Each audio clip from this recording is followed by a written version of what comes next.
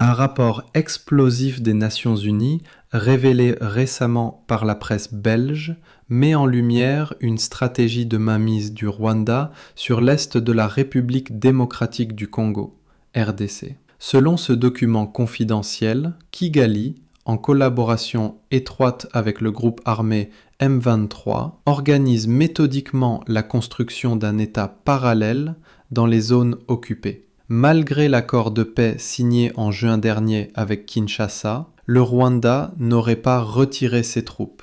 Pire encore, le pays aurait renforcé sa présence sur le terrain à travers le M23, mettant en place une administration parallèle dans plusieurs villes de l'est du Congo, notamment Goma et Bukavu.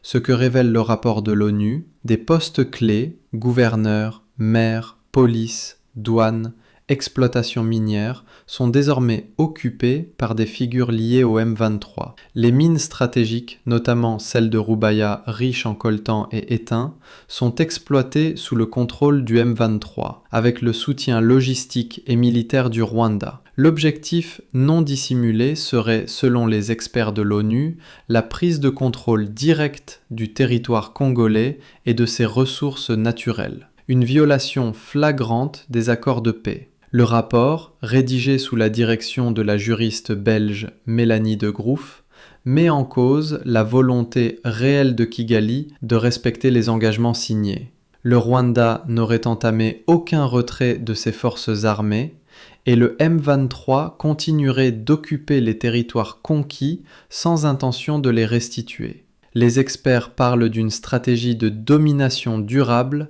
visant à transformer l'est de la RDC en zone tampon rwandaise avec des institutions parallèles et un contrôle accru des ressources minières. Ces révélations tombent dans un climat de forte tension diplomatique entre Kinshasa et Kigali. La RDC pourrait s'appuyer sur ce rapport pour interpeller officiellement le Conseil de sécurité de l'ONU, déjà alerté à plusieurs reprises sur le double jeu présumé du Rwanda. Des postes de gouverneurs, policiers, douaniers et responsables miniers sont désormais occupés par des proches du M23.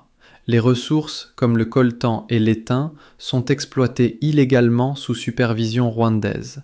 L'ONU évoque une possible annexion déguisée du Kivu, avec des intentions claires de contrôle durable. Ce reportage vous plonge au cœur de ces révélations inquiétantes qui pourraient relancer le bras de fer diplomatique entre Kinshasa et Kigali.